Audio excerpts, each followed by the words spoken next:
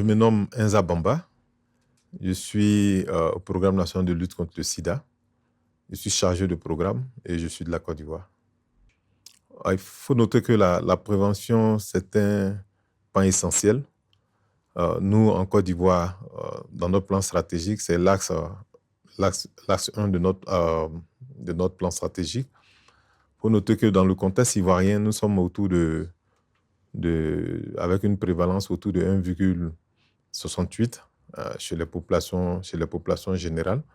Mais comme c'est une épidémie mixte, on a une population, la maladie est concentrée au niveau des populations clés qui ont des prévalences parfois qui vont de 20 à 40% au niveau des populations clés, selon les derniers IBBS que nous avons fait récemment.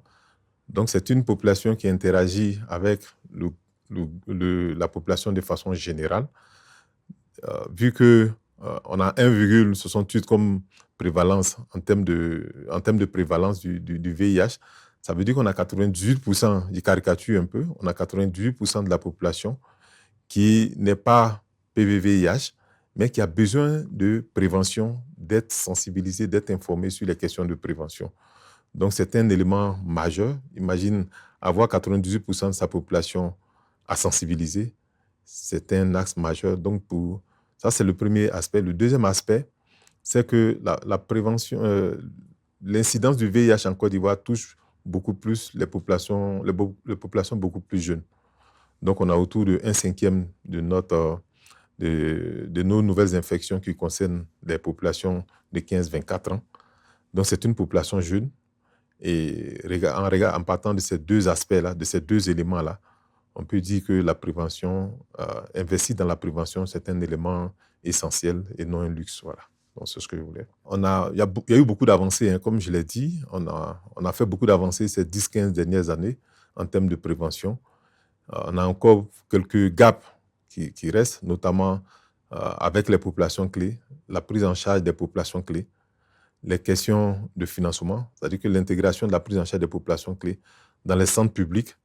Il faut noter qu'en Côte d'Ivoire, on a réussi à avoir le dépistage dans tous les centres de santé pratiquement, du niveau tertiaire jusqu'au niveau primaire.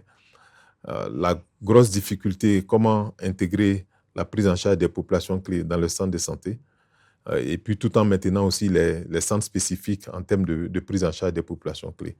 Donc, sur ça, on a encore quelques gros gaps, mais c'est lié aussi à l'environnement. Hein. Il y a la stigmatisation, la discrimination qui existe encore dans notre contexte. Donc, naturellement, ça freine encore les efforts que nous faisons en termes de prévention en Côte d'Ivoire. Aujourd'hui, nous sommes dans un contexte où les financements se raréfient. Donc, on essaie de concentrer notre réponse en faisant un meilleur ciblage. En faisant un meilleur ciblage des populations, en faisant un meilleur ciblage aussi des zones, et puis en travaillant sur les questions d'environnement, l'écosystème de la réponse. Donc, si aujourd'hui on arrive à travailler sur ces questions essentielles, sur ces éléments essentiels, on pense qu'on peut avoir une meilleure réponse en travaillant sur ces questions-là. Raison pour laquelle aujourd'hui nous mettons l'accent sur ces éléments. La communauté, les différentes communautés d'abord, comme je l'ai dit, on a une épidémie concentrée dans les populations clés.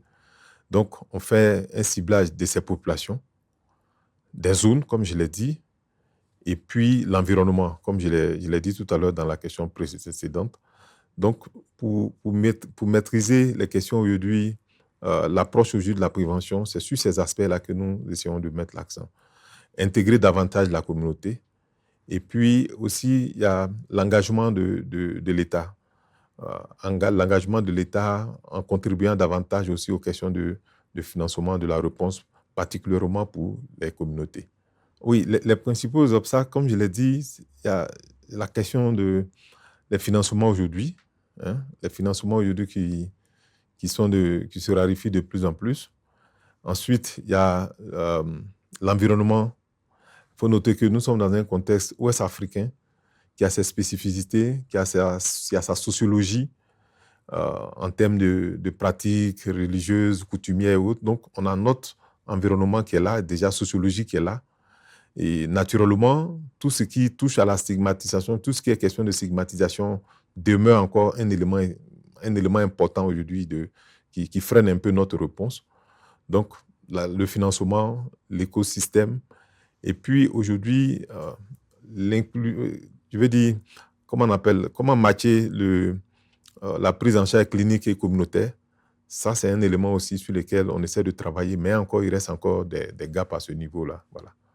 Oui, déjà nous donner l'opportunité de changer à travers ce réseau avec nos pairs qui sont dans d'autres pays, partager nos réalités.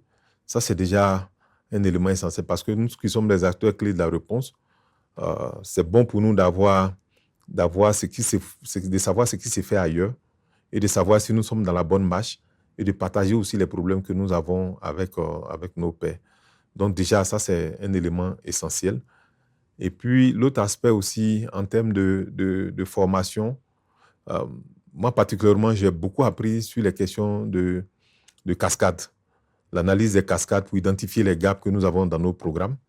Ça a été un élément aussi essentiel pour moi. Et on a essayé d'implémenter l'analyse de ces cascades-là dans les différents programmes que nous essayons de coordonner au niveau du programme national de lutte contre le sida. Oui, je ne dirais pas peut-être changer, mais peut-être améliorer ou bien mettre un peu plus l'accent. Je pense que sur les questions là où nous avons de gros gaps aujourd'hui, c'est au niveau des différents piliers, peut-être le pilier 2, le pilier 4, la PrEP par exemple. Surtout la PrEP, on a la PrEP dans nos programmes qui se met en œuvre, mais en termes de PrEP continue, on a quelques gaps encore. Donc déjà, pour ce qui est de la PrEP orale, comment nous outiller davantage pour réussir tout ce qui est PrEP continue. Et puis aujourd'hui, on a des nouvelles recommandations, notamment la PrEP injectable. Mais comment ça se met en place?